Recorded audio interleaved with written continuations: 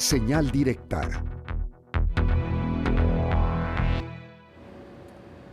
Bueno, pues se ha generado todo un nuevo conflicto que tiene un origen histórico de mucho tiempo entre Israel y Palestina. Y bueno, justamente para conocer cuál es el origen de este conflicto entre Israel y Palestina, pues mucho agradecemos que nos permita platicar con un especialista pues muy distinguido en temas internacionales, Miguel Ángel Zigala, a quien saludamos con mucho gusto. Miguel Ángel, ¿qué tal? Muy buenos días. ¿Qué tal, Miguel Ángel Tocayo? Muy buenos días. Muchas gracias por la invitación. Muy bien. Bueno, pues sabemos que esto no es nuevo, este conflicto entre Israel y Palestina, pues cómo nació y hace cuánto tiempo, cómo se ha podido pues finalmente limitar estos conflictos para evitar que haya pues violencia entre ambas naciones. Sí, bueno, el conflicto en realidad es de muy larga data. En realidad, como todos lo sabemos, las tres religiones monoteístas más grandes del mundo, el judaísmo, islamismo y cristianismo, reclaman la zona de Israel y Palestina como la tierra sagrada de cada una de las religiones. Pero en particular, el conflicto se origina después de la Segunda Guerra Mundial, cuando en 1947 la Organización de las Naciones Unidas decide crear o intentar crear dos estados, uno árabe palestino y el otro judío, como parte de la reorganización del mundo después del gran conflicto. En 1948 Israel se crea, pero no se creó un Estado palestino, no se creó un Estado árabe. La tarea todavía sigue pendiente. Entonces, desde 1948 estalla la primera guerra árabe-israelí. Desde estas más de 7 décadas la presencia y el control territorial de la zona de Israel y Palestina ha crecido solamente para beneficio del Estado de Israel. Ha sido una política expansionista, colonial sobre los palestinos, en muchas veces ilegal, cometidos por el ejército israelí. Y esto ha dado pie a que el encono crezca, a que surjan los grupos terroristas por parte de los árabes, por parte de los palestinos en particular, y que a lo largo de los años, a través de varias guerras, como en 1967 con la Guerra de los 6 Días, en 1973 con la Guerra de Yom Kippur, incluso con varios intentos de paz, como los acuerdos de 1979, los acuerdos de Campo David, o incluso esfuerzos más recientes, como en 2020, que fueron impulsados por el propio presidente Donald Trump, para que las relaciones internacionales mejoraran en la península arábiga y en la zona de Oriente Medio, con la normalización de las relaciones de los Emiratos Árabes Unidos y de Bahrein con Israel. Bueno, a pesar de esfuerzos a favor y también esfuerzos pues por dinamitar la relación entre palestinos e israelíes, pues el conflicto no ha hecho más que agudecerse a lo largo de las décadas. Es una tensión que parece irresoluble, insisto que parece, ojalá no lo fuera. El ataque que acabamos de ver este fin de semana es el más grande ataque y el más mortífero que ha recibido Israel desde su existencia como Estado-nación. Y coincide con la presencia del primer ministro Benjamin Netanyahu en Israel, que es de extrema derecha, que ya venía tratando de crear en Israel un Estado más autoritario, reduciendo los poderes judiciales o reduciendo los poderes de las ramas que contrapesan al poder ejecutivo. Entonces, bueno, el panorama definitivamente no es halagüeño para resolver el conflicto, al contrario, se agudiza, se incrementa. Y una característica que yo veo en esta nueva escalada de violencia en Medio Oriente es que yo veo muy difícil que se convierta en un conflicto internacional, en un conflicto que envuelva o que involucre a más países árabes contra Israel o Israel contra los países árabes, como sucedió en 1967 y 1973. Creo que los mayores perjudicados será la población palestina, como ahora mismo ya lo estamos viendo, Israel cerrando, ahogando, asfixiando prácticamente a la franja de Gaza, limitando el suministro de luz, de comida, y que sin dudas los que más pagan no son los grupos terroristas ni los grupos extremistas en ambos lados del conflicto, sino la población civil que termina siendo los daños colaterales muchos más importantes, ¿no? Por ejemplo, desde 2008 hasta antes de este conflicto, las bajas palestinas por el conflicto se contabilizaban en más de 6.000, las israelíes en alrededor de 300.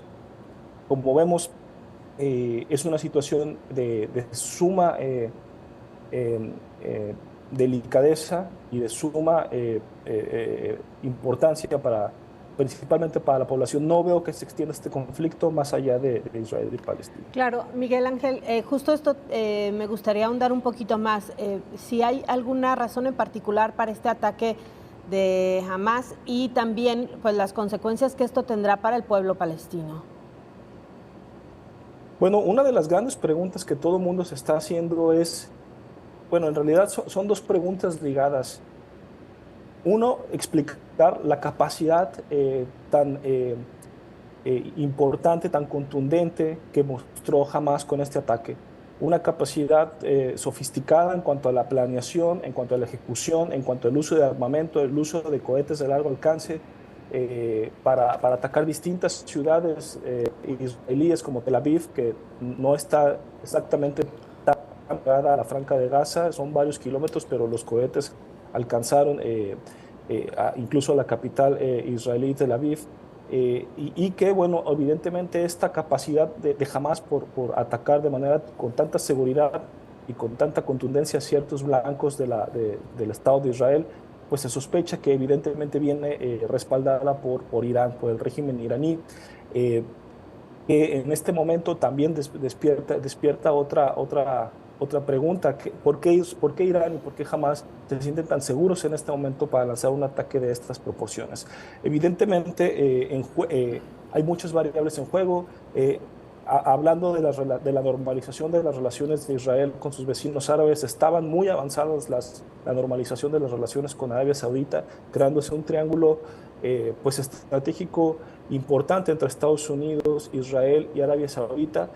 Es un hecho que evidentemente no le conviene a Arabia porque se fortalecerían dos enemigos, perdón, no le conviene a Irán porque se fortalecerían dos enemigos directos de Irán, que son Arabia Saudita e Israel, y que hubiera convertido, o quizá va a suceder, todavía es probable que continúe esa gestión, se eleve el nivel de alianza estratégica de seguridad y militar entre Arabia Saudita y Israel y Estados Unidos al nivel casi de la OTAN.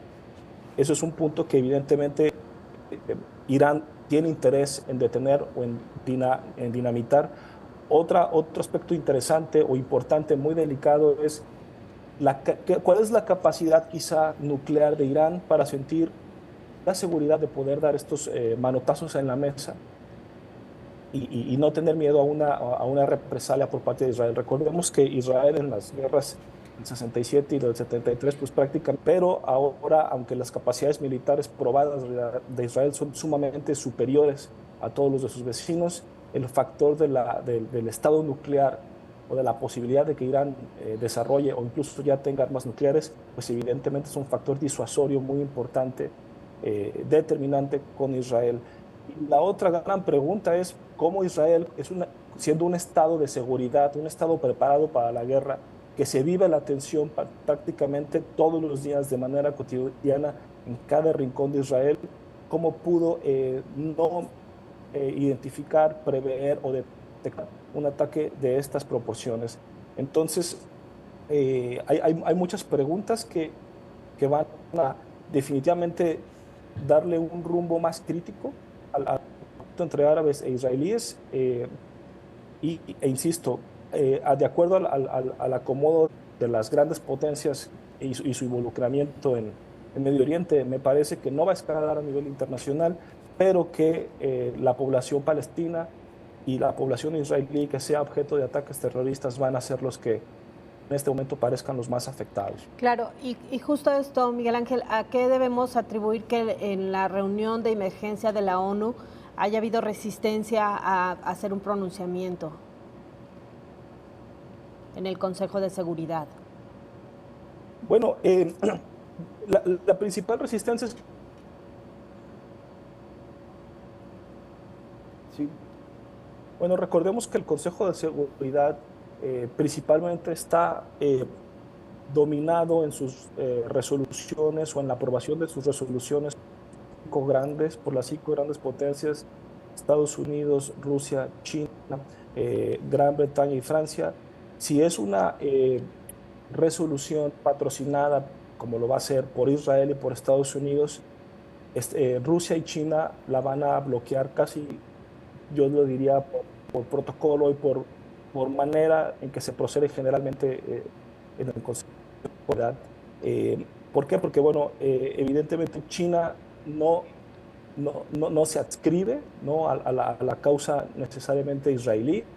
Rusia tiene un papel mucho más ambiguo en su relación con Israel, pero el factor Estados Unidos hace que no haya, o hasta el momento no he revisado, no se haya emitido un pronunciamiento, digamos, más contundente. Se va a emitir, se tiene que trabajar el lenguaje, se tiene que trabajar el marco, porque es obvio que ambos países, Rusia y China, también consideran al terrorismo islámico como una amenaza para sus estados-nación.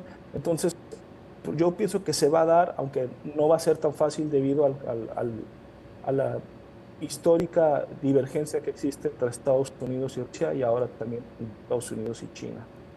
Muy bien. Miguel Ángel, como siempre, muchas gracias. Un gusto platicar contigo sobre estos temas. Muchas gracias, Miguel Ángel. Un gusto, estimada Sonia. Un abrazo a todos, Miguel. Gracias.